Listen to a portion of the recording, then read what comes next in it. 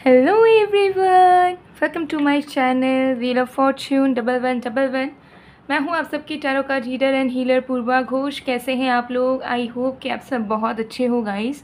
Wish you all a very happy Bengali new year. And आप में से बहुत लोगों के अलग अलग कल्चरल न्यू ईयर्स हो रहे होंगे, तो आप सभी के लिए गुड विशेस मेरी तरफ से। आई होप कि ये नया साल आप सबके लिए बहुत अच्छा बीते। सो गाइस, आज की जो रीडिंग है वो बहुत स्पेशल रीडिंग होगी। हम देखेंगे you versus them current feelings. हम देखेंगे कि आप जिस इंसान के बारे में सोच रहे हो उस इंसान की करंट फीलिंग्स आपके लिए क्या है एंड आपकी करंट फीलिंग्स उस इंसान के लिए क्या है। दोनों की फीलिंग्स देखेंगे जिससे बहुत क्लैरिटी आपको मिल जाएगी। तो एंड तक ज़रूर बने रहिएगा इस वीडियो के। ये एक टाइमलेस रीडिंग है, इसे आप किसी भी वक्त देख सकते हो। जनरल रीडिंग है और आप सभी के लिए है। ओके, तो आप सब इसे देख सकते हो। पेड पर्सनल रीडिंग्स के लिए एनर्जाइज जेमस्टोन्स, क्रिस्टल्स, रेमेडीज़ या फिर एक्टिवेटेड मिस्ट स्प्रे के लिए आप मुझे गिवन व्हाट्सएप नंबर पर, इंस्टा आईडी पर कांटेक्ट कर सकते हो। सारे कांटेक्ट डिटेल्स डिस्क्रिप्शन बॉक्स में है और वीडियो में भी आपको मेरा व्हाट्सएप नंबर दिख रहा होगा, तो आप मैसेज कर सकते हो। तो चलिए अब बिना किसी देरी के स्टार्ट कर लेते हैं हम आज की रीडिंग को और देख लेते हैं आपकी और उनकी भावनाएं एक दूसरे के प्रति इस वक्त क्या है। तो जब तक मैं शफलिंग कर रही हूँ आप लोग प्लीज़ पॉजिटिव रहिएगा, फोकस बनाकर रखिए। जिनकी भी करंट फीलिंग्स आप अपने लिए जानना चाहते हो, सबसे पहले आपके पर्सन की करंट फीलिंग्स हम आपके लिए चेक करेंगे। We have 9 of coins,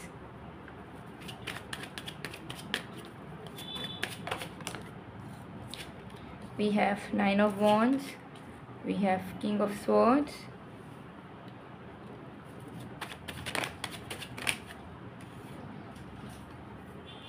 we have 2 of coins and we have 3 of wands। तो देख लेते हैं आपके पर्सन की करंट फीलिंग्स क्या है आपके लिए। सबसे पहले विद 9 ऑफ कॉइन्स यहाँ पर दिख रहा है कि आपके पर्सन कहीं ना कहीं इस चीज़ को फील कर रहे हैं कि उन्होंने बहुत ज़्यादा, बहुत हद तक और हमेशा ही मैक्सिमम टाइम उन्होंने इस रिश्ते में अपना साइड देखा है कि कब वो क्या कर सकते हैं, कब उन्हें क्या चाहिए, कब वो खुश हैं कुछ करने के लिए, रहने के लिए। तो वो कहीं ना कहीं समझ रहे हैं, देख पा रहे हैं कि किस तरीके से उन्होंने हमेशा अपने साइड को देखा है। कभी एडजस्ट नहीं करा आपके साथ, कभी कॉम्प्रोमाइज़ नहीं करा, कभी आपके पॉइंट ऑफ व्यू से चीज़ों को नहीं सोचा। ठीक है, तो हमेशा उन्हें जब सही लगा उन्होंने एफर्ट्स दिया, उन्हें जो चीज़ जब सही लगी उन्होंने तब वो चीज़ करी। ठीक है, जिसकी वजह से बहुत इनसिक्योरिटीज़ उन्होंने आपके मन में पैदा कर दी है। ठीक है, आपको फील करवा दिया है कि वो आपको उतना चाहते नहीं हैं, या चाहते भी हैं तो आप जितना चाहते नहीं हैं। ठीक है, तो ये चीज़ उनको कहीं ना कहीं फील हो रही है कि कैसे वो बहुत बार सेल्फ सेंटर्ड हुए हैं, बहुत बार सेल्फिश हुए हैं एंड इसके वजह से ही एक सुख शांति वाले रिश्ते में बहुत ज़्यादा इनसिक्योरिटीज़, नेगेटिविटी पैदा हो गई है, क्योंकि उन्होंने आपको वो वाइब दे दिया है कि जब वो चाहेंगे तभी करेंगे, और आपके खातिर, आपकी खुशियों के लिए वो कुछ करना ज़रूरी नहीं समझते हैं। ठीक है, तो ये चीज़ वो रियलाइज़ कर पा रहे हैं कि आपको उन्होंने गलत फील करवा दिया है एंड जब वो सेल्फिश थे, सेल्फ सेंटर्ड थे, बस अपने अकॉर्डिंगली चीज़ों को करते थे, तो तब वो रियलाइज़ नहीं करते थे इन सारी चीज़ों को कि रिश्ते में सामने वाले पर्सन की खुशियों का भी ख्याल रखना होता है। तो अब आपके पर्सन कहीं ना कहीं फील कर रहे हैं कि ये मिस्टेक तो हुई है जो अब नहीं होनी चाहिए। ठीक है, तो अब वो कन्फ्यूजन से निकल रहे हैं। ठीक है, पहले उनका था कि उनको समझ ही नहीं थी कि वो बहुत बार कुछ गलत करते हैं, और गलत ये करते हैं कि सिर्फ अपने बारे में अपना सही गलत वो सोच कर रख लेते हैं, आपका ख्याल नहीं करते, आपके बारे में कंसर्न नहीं रहते, आपके बारे में टेंशन नहीं रहते, आपके बारे में सोचते नहीं कि आपको क्या पसंद है क्या नहीं। तो अब वो कहीं ना कहीं उन सारी चीज़ों को करना चाहते हैं एक जेन्युइन लवर की तरह। ठीक है, उन्हें ऐसा लग रहा है कि उन्होंने आपके मन में कहीं ना कहीं बहुत जाल बुन दिए हैं, जिससे आप अब नाखुश हो चुके हो इस इंसान की वजह से। आपको इस प्यार से नफ़रत होने लगा है, आपको ऐसा फील होने लगा है कि आपने बहुत बड़ी गलती की इस इंसान से जुड़कर, इस इंसान से प्यार करके। ठीक है, तो कहीं ना कहीं आपके पर्सन अपने रेड फ्लैग्स को समझ पा रहे हैं, वो समझ पा रहे हैं कि आपके इमोशंस को उन्होंने चेंज कर दिया इस तरीके से कि आप अच्छा फील करने के जगह इस रिश्ते में रह के या इस इंसान के साथ अटैच होकर बहुत गंदा फील कर रहे हो। आपको ऐसा लग रहा है कि आप कैसे निकलोगे इससे, कैसे सब ठीक होगा। ठीक है, तो वो समझ पा रहे हैं कि जो जिस चीज़ में आपको प्राउड होना चाहिए था, ठीक है, हैप्पी होना चाहिए था, वहाँ पे आप उल्टा टेंस्ड हो और आपको ये कनेक्शन टॉक्सिक लग रहा है और अच्छा बिल्कुल फील नहीं होता है इस पर्सन के साथ आपको। अब ये चीज़ ये समझ पा रहे हैं, ठीक है, कि कैसे उनके खुद के नेगेटिविटी, खुद के टॉक्सिक ट्रेट्स की वजह से उन्होंने इस कनेक्शन के इनोसेंस को मार दिया है। इस चीज़ को आपके पर्सन कहीं ना कहीं रियलाइज़ कर रहे हैं एंड इसी चीज़ के चलते आपके पर्सन अब आपके तरफ आना चाह रहे हैं एंड वो चाह रहे हैं कि जो इनसिक्योरिटीज़ उन्होंने पैदा करी है, जो उन्होंने बार बार आपको फील करवाया है कि they don't care about you, या उनको जब सही लगेगा तब वो करेंगे अपने अकॉर्डिंगली, तो वो सारी वो सारी परसेप्शंस को आपके पर्सन अब चेंज करना चाहते हैं। वो चाहते हैं कि वो आपके पास अवेलेबल रहें, वो आपको ज़्यादा समझें और वो अपने आप को अब साइड में रखें, ठीक है, अपने आप को वो अब बाद में सोचें, पहले वो आपके बारे में सोचें, पहले वो आपका ख्याल पहले रखें। इसी तरीके से रिश्ता फ्रूटफुल होगा, अच्छा होगा, ठीक है। तो उन्हें कहीं ना कहीं नज़र आ रहा है इस कनेक्शन में कि टॉक्सिसिटी बहुत हद तक बड़ी है, एग्जैजरेट हुई है और जो चीज़ें उन्हें नहीं करनी चाहिए उस चीज़ का अंदाज़ा इन्हें लग रहा है, तो अब वो उन सारी चीज़ों को रिपीट नहीं करेंगे। देख लेते हैं आपकी करंट फीलिंग्स क्या है आपके पर्सन के लिए।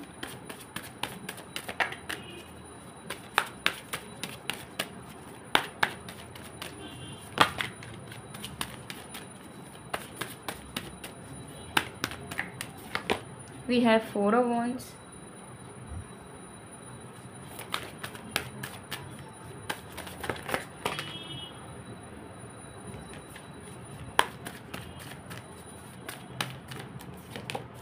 we have 5 of Swords,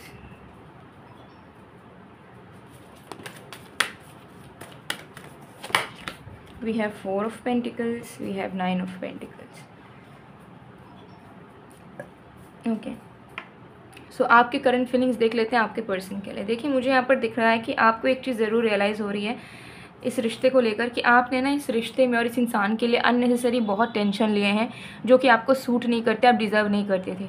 आपको कहीं ना कहीं फील हो रहा है कि ना चाहते हुए भी आपने बहुत ज़्यादा डाउट करा है इस रिश्ते पे, या बहुत ओवर थिंकिंग करी है, बहुत कंसर्न आप रहे हो, बहुत ज़्यादा ख्याल रखा है इस पर्सन का, इस इंसान के लिए बहुत आपने टेंशन ली होगी, आप दोनों के रिश्ते के भविष्य के लिए आपने बहुत ज़्यादा टेंशन ली होगी। लेकिन अब आपको कहीं ना कहीं फील हो रहा है कि ये जो सारे इतने सारे टेंशन, इतने सारे ओवर थिंकिंग आप करते हुए आ रहे हो, ये पूरी तरीके से बेसलेस है, जबकि जो चीज़ होनी है वही चीज़ होगी, ठीक है। तो आपको कहीं ना कहीं फील हो रहा है कि आप डिज़र्विंग नहीं हो कि आप इतना किसी चीज़ के लिए चिंता करो, टेंशन पालो, मन में ओवर थिंक करो, एंजाइटी में रहो, रोना धोना करो, ठीक है, नेगेटिविटी में रहो। तो आपको समझ आ रहा है कि आप ये सारी चीज़ों को डिज़र्व करते नहीं हो और ये चीज़ आपको खुद ख़त्म करनी होगी और जो होना होगा वो होगा। तो एग्जिस्टिंग जो डाउट्स है, ओवर थिंकिंग है, टेंशन है, डर है, उसे हटाना पड़ेगा। तो कहीं ना कहीं आपके दिल में चल रहा है, ना आपको भी इस चीज़ का रियलाइजेशन हो रहा है कि आपके टेंशन करने से या ना करने से कुछ नहीं होगा, ठीक है। रिलेशनशिप में जो होना होगा वही होगा। आपने तो अपना 100% दिया है, देना भी चाहते हो आगे, तो बस उससे ज़्यादा तो आपको और कुछ टेंशन नहीं होनी चाहिए।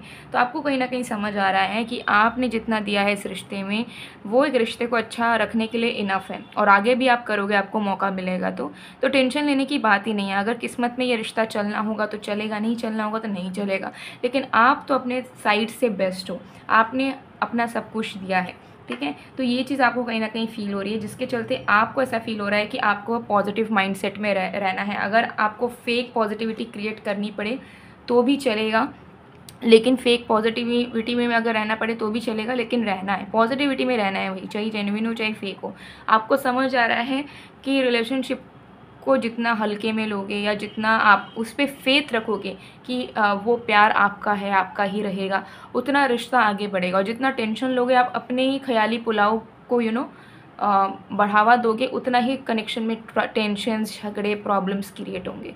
तो आपको कहीं ना कहीं समझ आ रहा है कि नहीं, इस रिश्ते को लेकर हमें होपफुल होना है, हमें ऑप्टिमिस्टिक होना है, हमें अच्छा अच्छा सोचना है, बाकी ईश्वर की मर्जी होगी और हम अपने कर्म को भी अच्छा रखेंगे।